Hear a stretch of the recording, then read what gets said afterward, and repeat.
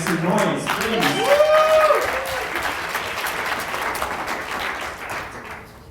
One of the hardest things that I've ever had to do in my professional career is tell a woman at 4 o'clock on a Friday afternoon that we had no beds for her that night. I went away, it was the middle of winter, it was a rainy night, and I spent the entire weekend feeling like an asshole. But basically, it made me start thinking. I kept looking around my house over that weekend thinking I had a spare bedroom. What was stopping me from being able to make my spare bedroom available to people who needed it? On the Monday morning when the woman came back in, she apologised to me for being an inconvenience. She was not an inconvenience. She was a person, and she was a person who made me more driven to find a new way of dealing with the problems of homelessness. So, what is the solution? Well, we think there's an opportunity to apply the idea of a start-up methodology to this social issue. Let's call it a social enterprise. The idea of Spare B is about taking this issue and tackling it with the idea of Airbnb and combining the two ideas. So how does it work? Well, we find people with the spare bedrooms. We make sure that they can provide a safe place. We vet it. We use the government referral services and agencies to send us low-risk clients, and then we get them into a Spare B and back into a pathway into a home. We're providing a distributed homelessness service by connecting people with Spare Bs, but it's without the stigma. So we're not a charity, we're not a church group providing an issue. We're a social enterprise, a legitimate business that's tackling this social issue with start-up thinking. So, for those in the room who don't know what a social enterprise is, what is a social enterprise? Well, it's a for-profit company that works for a social benefit. It works like a typical company. Instead of the money going back to shareholders, it goes back to the social issue. So not a charity, not a NASDAQ listed company, but returning the shares, return the profit back to that social issue.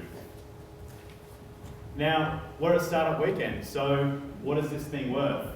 Well, in Australia, there's 100,000 people who are homeless. 100,000. Globally, those figures are in the tens of millions because we are in Australia, the lucky country. But our government spend millions of dollars on placing people into hotels, into motels, into boarding houses, simply because there aren't enough places in emergency housing. The government spends millions on new shelters each year. The Queensland government just last week pledged $19 million to build 2 shelters. That's going to provide enough beds for like 2 years worth of demand. So there is money in this space and room for a social enterprise.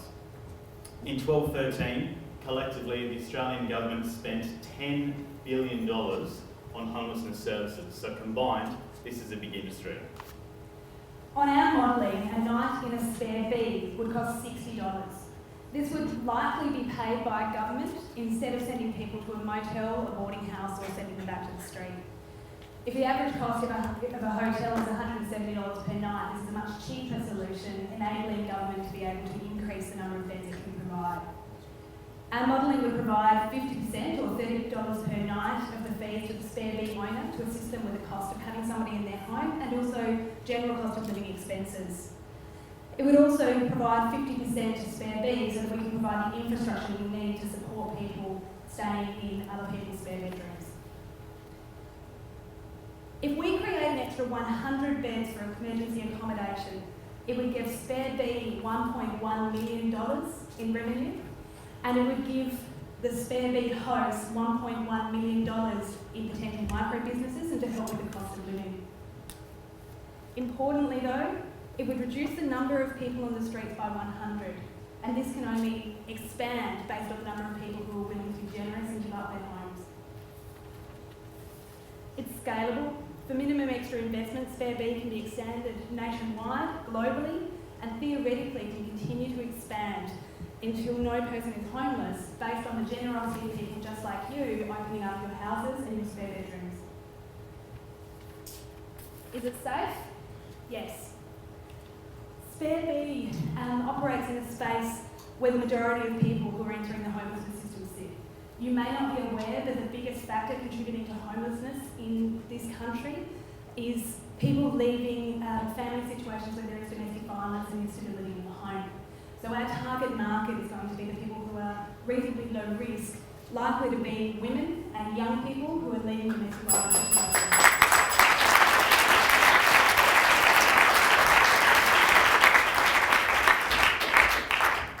Good on you guys, and I love that you seem driven to do this. And I love the social enterprise angle, but I couldn't help but notice on one of your slides you're talking about the number of couch surfers in the US, for instance. Why only pitch this as a solution to homelessness as opposed to being a couch surfing app where it can also house the homeless? Yeah, I think it's a great point, thank you. I guess we're recognising that there is a niche here at the moment, so there is competition there with Airbnb, and we are adopting principles of their model. It could easily be scaled to capture that part of the market. In the US, there's 4.5 million people who are classed as homeless and are in that couch surfing space. So in terms of this concept scaling, there's huge potential. Well, they won't go to an app that has been set up for the homeless, whereas the homeless would go to an app that's been set up for couch surfers. Or, you know, someone would invest to be able to fund getting the homeless, like the Hutt Street Centre would pay to use this app to homeless. And I think, absolutely. And the beauty of this concept is that we can, I guess, build that platform and then market it or pivot either direction. I'm not sure if you were about to cover it in time run out, but talking about safety, what have you got in mind for actually vetting the homes that these people are going to? Sure, so in terms of safety, we would use referrals from existing government agencies. So we would want people ideally to be referred to us through domestic violence caseworkers, homelessness caseworkers, through the gateway services. That way they're in contact with the services they need. They can have police referrals if they need to get assistance getting into long-term accommodation and so on. So we would utilise those and get the social workers who process those people would have an additional option to refer them to us and really just refer people who are low risk and who aren't likely to come in, ruin your house or create problems, but are people who just genuinely need a place for a couple of nights. What about the actual houses? Yeah. The actual houses themselves. So through, we think there's possibilities through right to safety funding, potentially look at going back and retrofitting some houses to actually access and put some improvements onto those houses. So making them more secure, then providing insurance, providing, as part of the business model, we provide insurance in a similar way to Airbnb so that the property owner is protected if there is any damage that happens. And have you done any sort of real cost analysis yet in terms of, because I know with Airbnb the price point is so much higher, and I've done a few businesses in this lower price point and had a huge amount of turnover. The numbers, if you're just pursuing the homeless market, don't seem to add up when you've got such a high manual rate of people involved, and I know it's not necessarily a space that apps are used properly in that kind of market. So I would suggest perhaps looking at those numbers and making sure that it doesn't seem quite balanced to me in terms of, I know you're not necessarily for profit in a big way, but there is going to be quite a bit of manual involvement doing those checks. Yeah, so the funding, that's why it's a social enterprise.